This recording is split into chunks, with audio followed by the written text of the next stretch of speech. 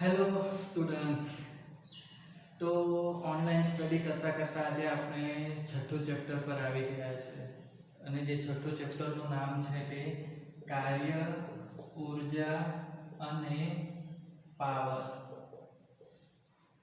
હવે આપણે જોઈએ છીએ કે કાર્ય, ઉર્જા અને પાવર તો આપણા જે ડેઈલી લાઈફમાં આપણે જોઈએ છીએ તો શું થાય છે કે બધી જગ્યાએ આપણે કંઈક કાર્ય કર તો આપણે કાર્ય નથી બોલતા. પહેલાં તો આપણે શું બોલીએ છીએ? કામ કર.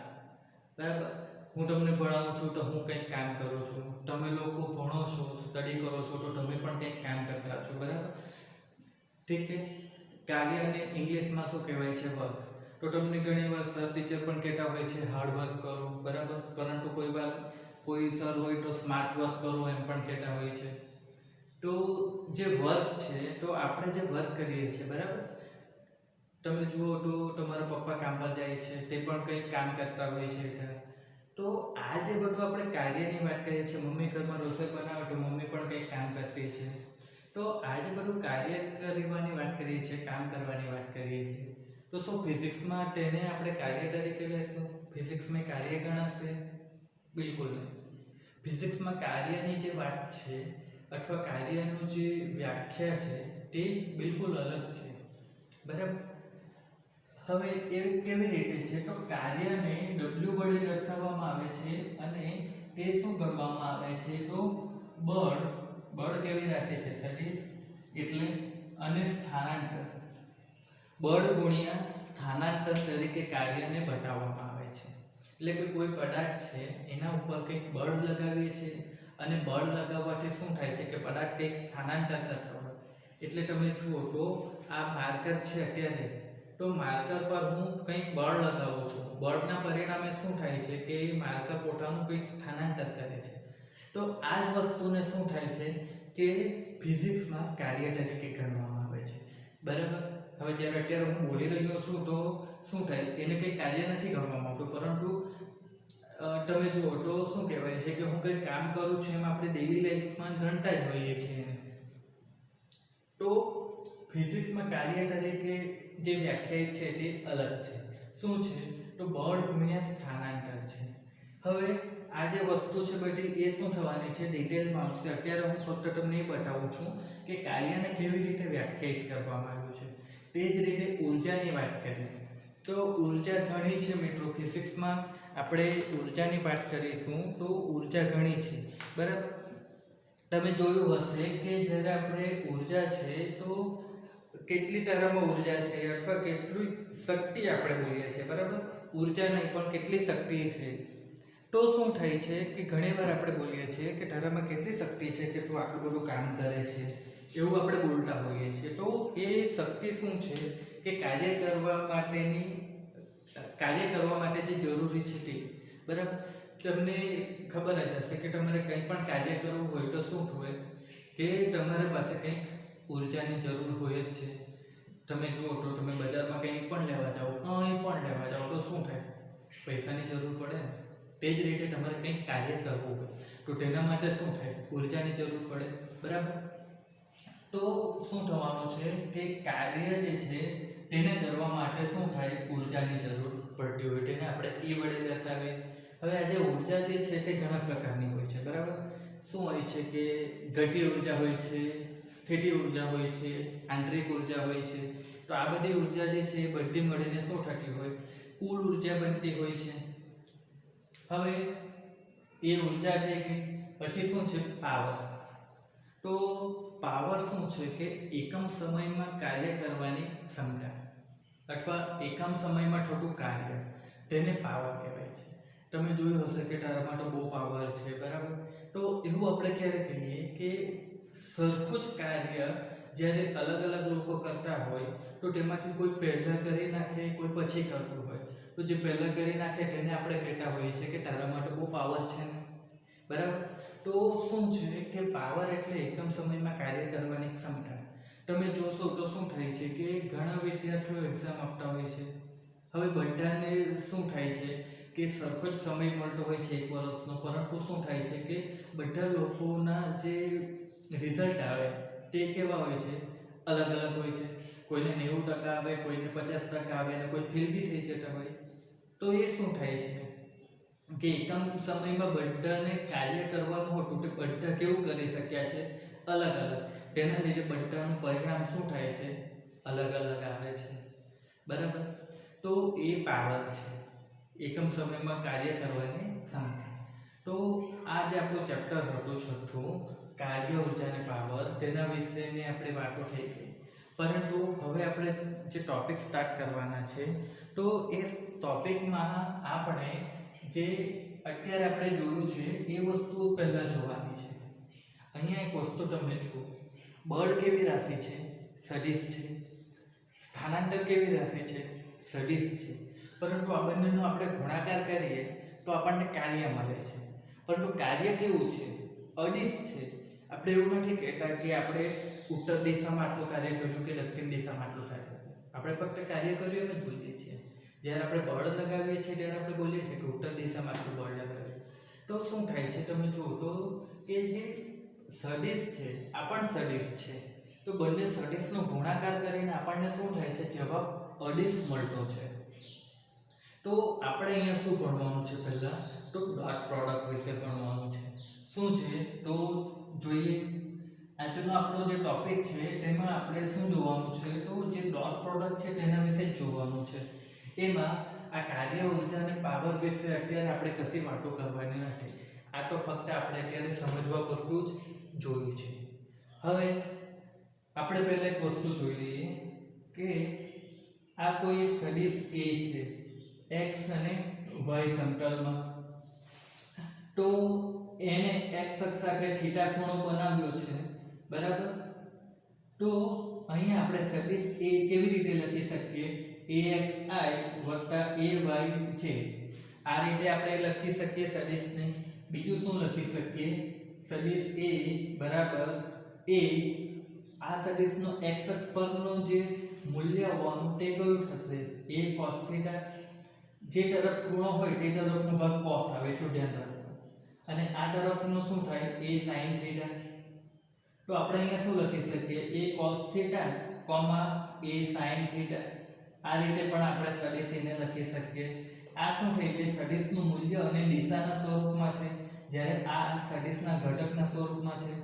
હવે આ સદિશનું મૂલ્ય મેળવવું હોય તો તે આપણે કેવી રીતે મેળવી શકીએ, તો સદિશનું મૂલ્ય ax નો વર્ગ એટલે કે x ઘટકનો વર્ગ વત્તા ay નો વર્ગ એટલે કે y ઘટકનો વર્ગ, અને આખું કેવું છે, તો આખું છે વર્ગમૂળ.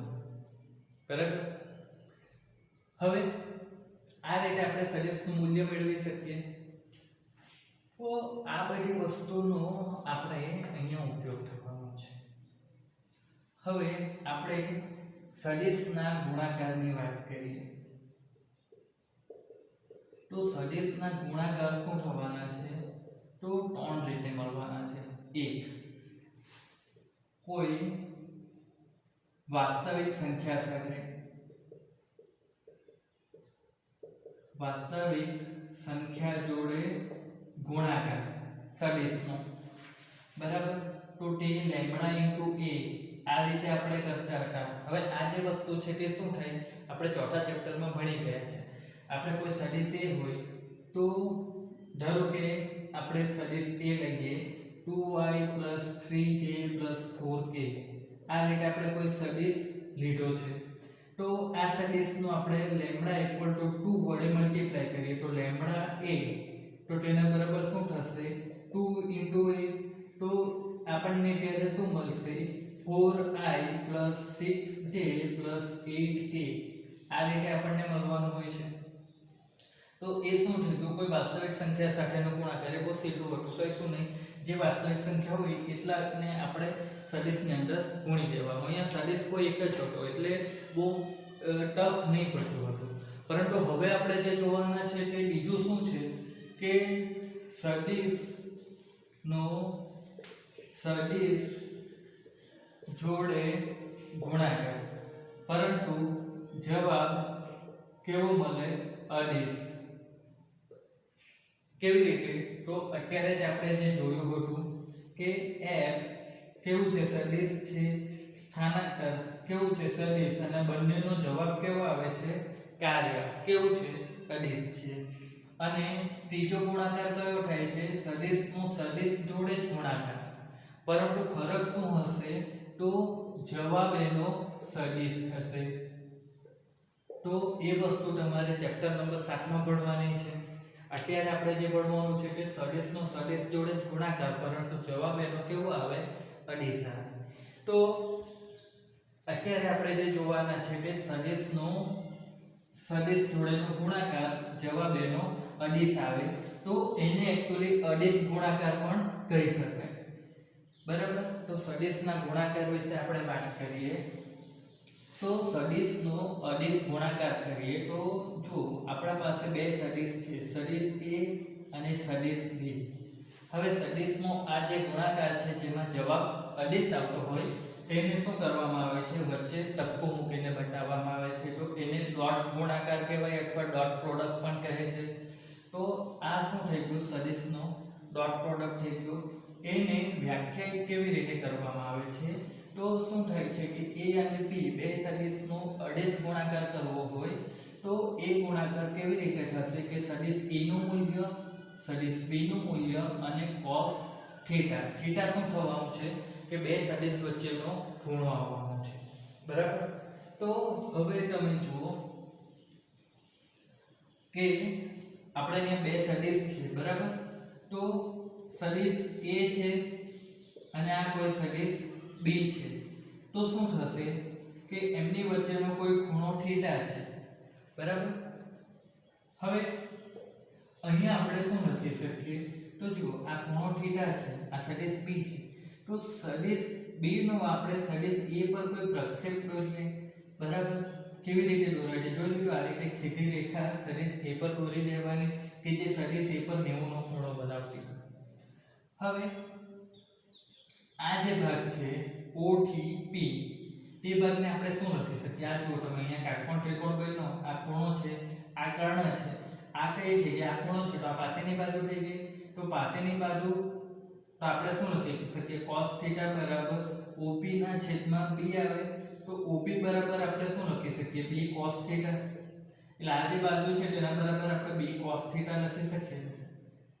બરાબર તો અહીંયાથી તમે જુઓ કે આપણે શું લખી શકીએ A ડોટ B છે તો તેના બરાબર A અને B cos θ તેને આપણે કૌંસમાં લઈએ તો આપણે આ શું લખી શકીએ A ગુણ્યા B cos θ તો એ શું થયું છે આપણે શું કર્યું છે B નો A પર પ્રક્ષેપ કર્યો છે તો B ગુણ્યા B cos θ છે તો તેને આપણે શું લખી શકીએ B નો A પરનો પ્રક્ષેપ આ રીતે આપણે લખી શકીએ B નો A પરનો પ્રક્ષેપ બરાબર તો આ શું થઈ ગયું કે આપણે જે સદિશનો બે ડોટ ગુણાકાર છે તેને આ રીતે આપણે વ્યાખ્યાયિત કરી શકીએ કે બે સદિશ હોય તો એક સદિશ ગુણ્યા બીજા સદિશનો પહેલા પરનો પ્રક્ષેપ હવે આનાથી બીજી રીતે પણ આપણે જોઈ શકીએ આ સદિશ A છે આ સદિશ B છે તો આ જે સદિશ છે A તેનો આપણે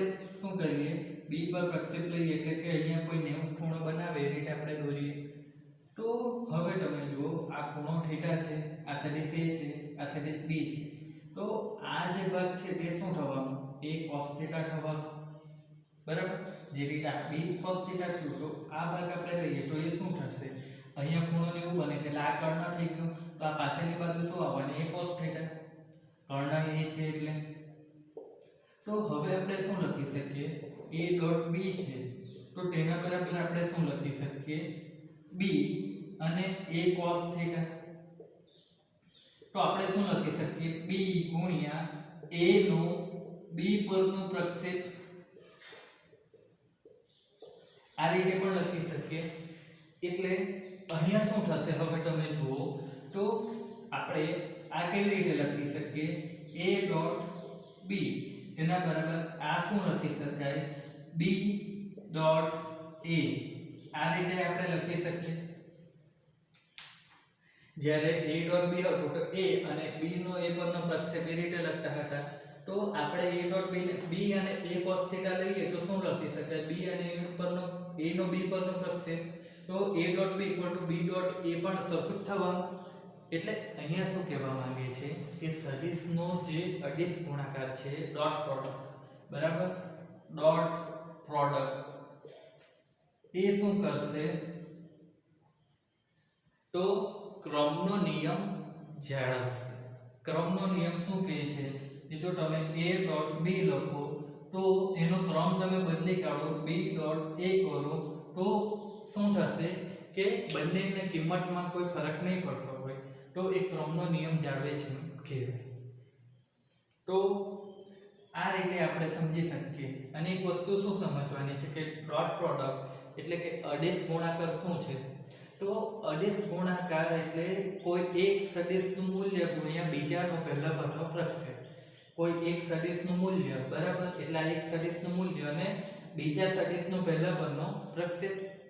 અહીંયા પણ એક થવાનું છે, કોઈ એક સદિશનું મૂલ્ય અને પહેલા સદિશનો બીજા પદનો પ્રક્ષેપ, બંને સરખું જ છે.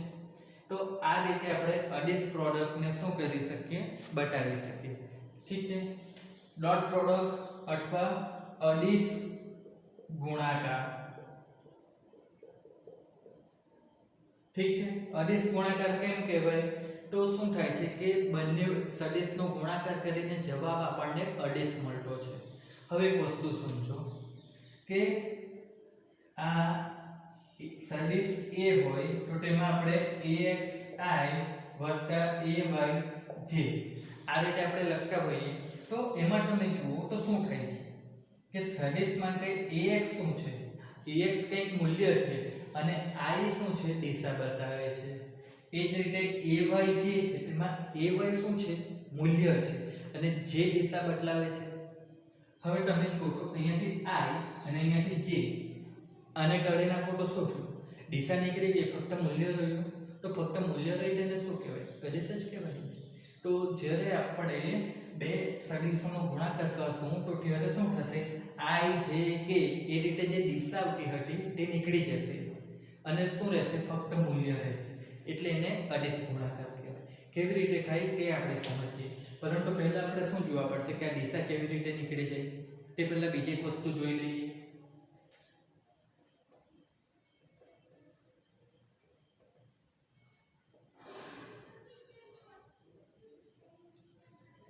જો a dot b plus c આ રીતે આપેલો હોય તો તેના બરાબર આપણે શું લખી શકીએ, a dot b plus b a dot c આ રીતે આપણે લખી શકીએ.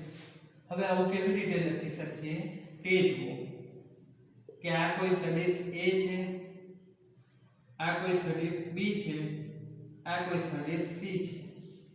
તો હવે સદિશ b નો a પરનો પ્રક્ષેપ આપણે લઈએ તો જે કેન્દ્ર છે ઉગમ બિંદુ તેને આપણે ઓ લીધું છે, આને આપણે p લઈએ, c નો a પરનો પ્રક્ષેપ લઈએ તો તે શું આવશે, અહીંયા આપણે કોઈ q બિંદુ લઈએ. હવે આપણી પાસે અહીંયા તમે જુઓ તો શું છે, a dot b plus c. તો શું છે કે આપણે અહીંયાથી શું લખી શકીએ, કોઈ એક સદિશનું મૂલ્ય ગુણ્યા શું થશે, b પ્લસ c આખું છે પરિણામી, b પ્લસ c નું પરિણામી આવશે, બરાબર. કયું, આ રીતે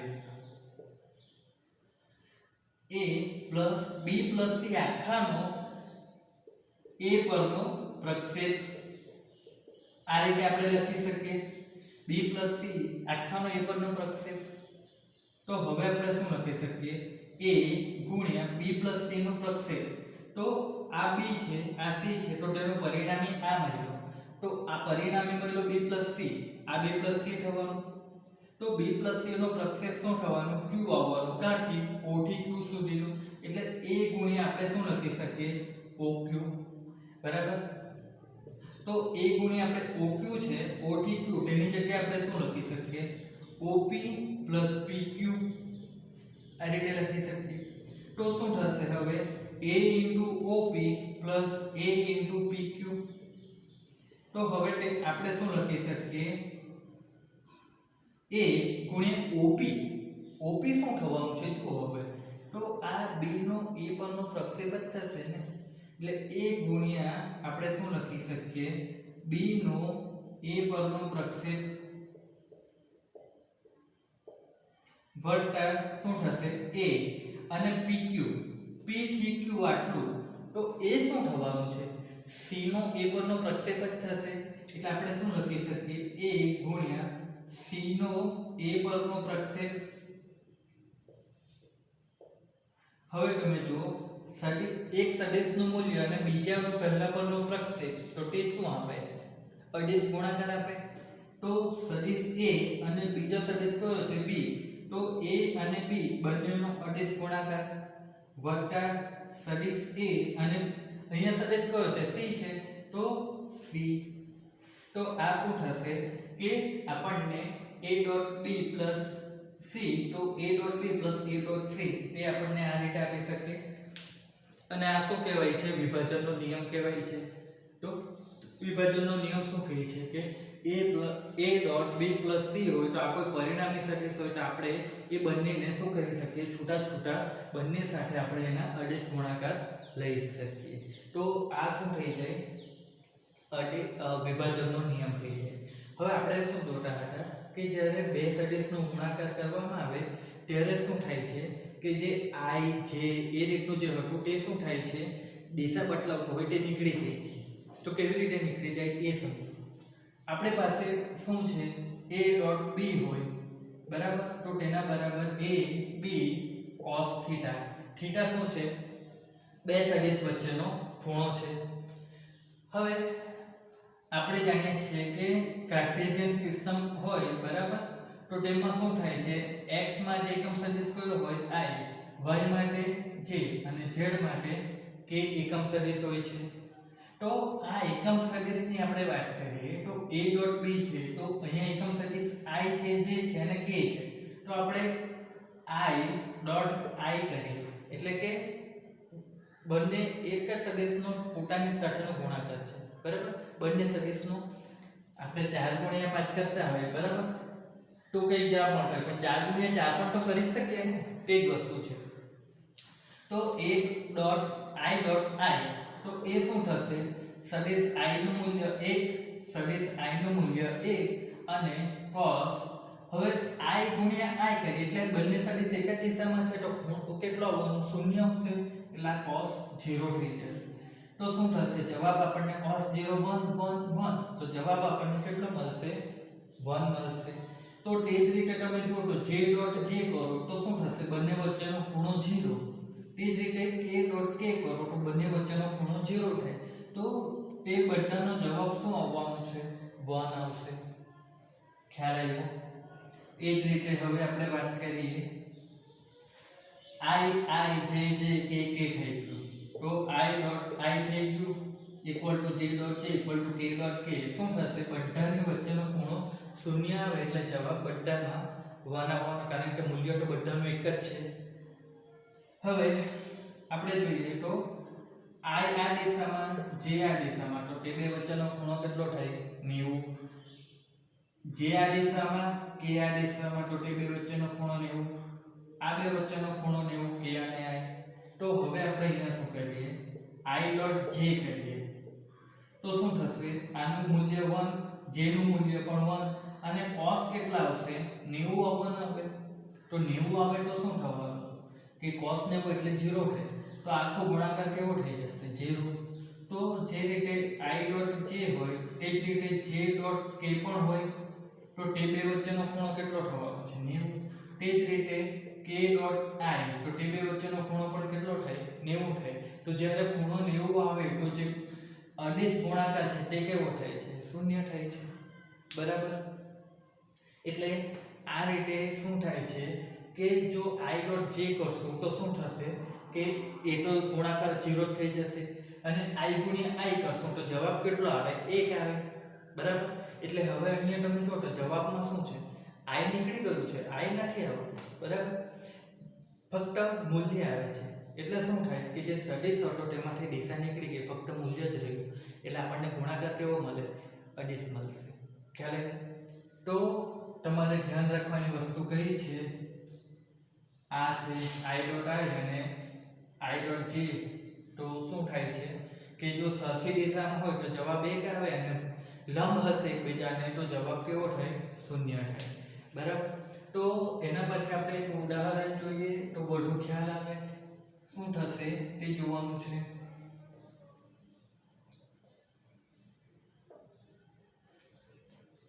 આપણે એક સાદું ઉદાહરણ લઈએ.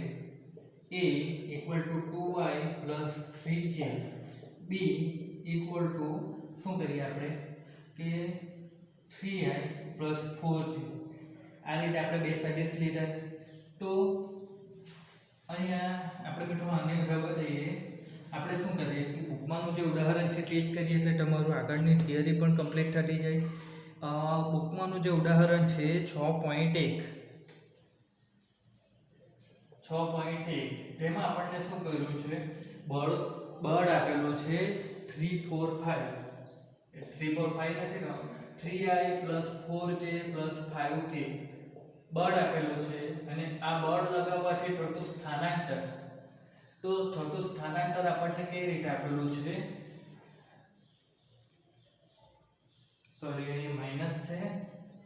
5i + 4j + 3k આ સ્થાનાંતર આપેલું છે અને આપણને કહ્યું છે કે આ બે વચ્ચેનો ખૂણો શોધવાનો છે. ખૂણો એટલે કે થીટા.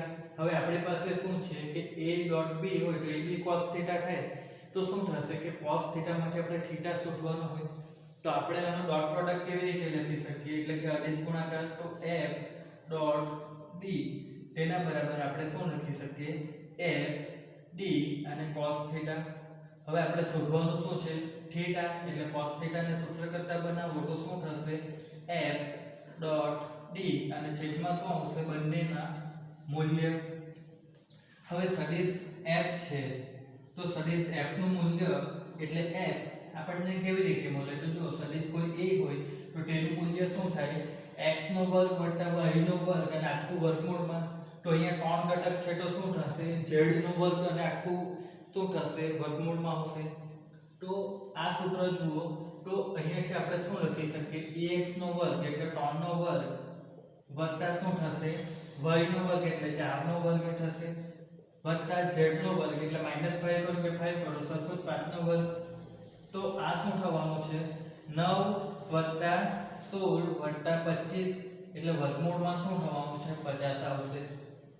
તો આ શું થયું? આ સૂત્ર પરથી આપણને શું થાય છે? અહીંયા ત્રિપરિમાણમાં છે એટલે તે ધ્યાન રાખવાનું. અહીંયા દ્વિપરિમાણમાં એટલે બે જ ઘટક અને ત્રિપરિમાણમાં ત્રણ ઘટક છે. તો આ રીતે આપણને શું થાય છે? સદિશ f નું મૂલ્ય મળે છે. એ જ રીતે સદિશ d ની વાત કરીએ તો તેના માટે શું થશે? 5 નો વર્ગ વત્તા 4 નો વર્ગ વત્તા 3 નો વર્ગ. આ ઉપર છે તે જ થવાનું છે એટલે જવાબ વર્ગમૂળમાં 50 જ આવવાનું છે. બરાબર. આ બંને સદિશનું આપણને શું થઈ ગયું? મૂલ્ય મળ્યા છે. હવે આપણે અહીંયા જુઓ તો શું થશે કે f 3i + 4j - 5k અને બીજું શું છે? d 5i + 4j + 3k અને છેદમાં શું થશે? f અને d બંનેના મૂલ્ય કેટલા આવે છે? વર્ગમૂળમાં 50. હવે તમે જુઓ કે આપણે બે કૌંસ આપેલા હોય ને બંનેમાં આપણે ગુણાકાર કરવો હોય તો શું કરીએ? પહેલાની કિંમત લઈને આખા કૌંસ સાથે ગુણાકાર કરીએ, પછી બીજી કિંમત આખા કૌંસ સાથે, પછી ત્રીજી કિંમત આખા કૌંસ સાથે. પણ અહીંયા એવું કરવાની જરૂર નથી પડવાની. કેમ? જો 3i તેનો આ કૌંસમાં 5i સાથે મલ્ટીપ્લાય કરીએ તો 3 * 5 કેટલા થશે? 15. i * i એ પણ કરવાનું તો થશે જ ને, એને થોડી ભૂલાય. તો i * i કેટલા થાય? 1 થાય એટલે આ ફક્ત 15 રહેશે. હવે તમે જો 3i * 4j ગુણાકાર કરવાનો છે તો 3i તો 3 * 4 12 થશે. પરંતુ i * j તો 0 થઈ જાય ને એટલે એની ગણતરી કરવાની જ નહીં કારણ કે 0 સાથે ગુણાઈ જશે ને 0 થશે. તે જ રીતે i * k આવશે તો તે પણ શું થઈ જશે? 0 જ થશે. ધ્યાન શું રાખવાનું? i નો i સાથે j નો j અને k નો k સાથે જ ગુણાકાર થશે એટલે 3i તો 5i. હવે 4 છે તો 4j સાથે જ ગુણાકાર થશે એટલે 16 આવવાનું, બાકીનું 0 થઈ જશે. -5 એટલે અહીં પહેલા માઈનસ આવી જશે. બરાબર. 5 * 3 એટલે 15, k k into k1 થશે, બાકી ki કે k છે એ શૂન્ય થાય છે આ રીતે. છેદમાં શું થશે વર્ગમૂળ 50 અને વર્ગમૂળ 50 એટલે 50 થઈ જવાનું. એટલે હવે તમે જો તો આ શું મળશે 16/50 cos થીટા બરાબર આપણને આટલું મળે. હવે અહીંયા આપણને બંને વચ્ચેનો ખૂણો શોધવા કીધો છે એટલે તમે cos થીટા બરાબર 16/50 લખી દો તો ખોટું થશે. આપણે અહીંયા શું કરવા પડશે કે cos થીટા બરાબર આપણને શું મળવાનું છે તો 16/50 એટલે 0.32 મળે. એટલે થીટા બરાબર આપણને cos ઇનવર્સ 0.32. તો એ મિત્રો શું થવાનું છે આપણો ખૂણો થશે. હવે આપણા પાસે ટેબલ નહીં હોય cos નું બરાબર તો આપણે cos ઇનવર્સ 0.32 એ રીતે લખી દઈએ તો વાંધો નહીં ચાલે. એટલે એમાં બહુ કન્ફ્યુઝ થવાની જરૂર નથી બરાબર. તો આ રીતે આપણને શું થાય ખૂણો મળી જાય છે. હવે બીજું શું કીધું છે કે f નો a પરનો પ્રક્ષેપ શોધવાનો છે. તો આપણે શું જોયું હતું કે ab cos થીટા એટલે કોઈ પ્રક્ષેપ હોય તો તે પ્રક્ષેપ આપણે કેવી રીતે બતાવતા હતા સદિશ ગુણ્યા થીટા cos થીટા.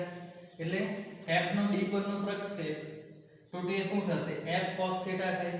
એટલે એ શું થશે f નું મૂલ્ય કેટલું છે વર્ગમૂળમાં 50 અને cos થીટા કેટલા છે તો 0.32.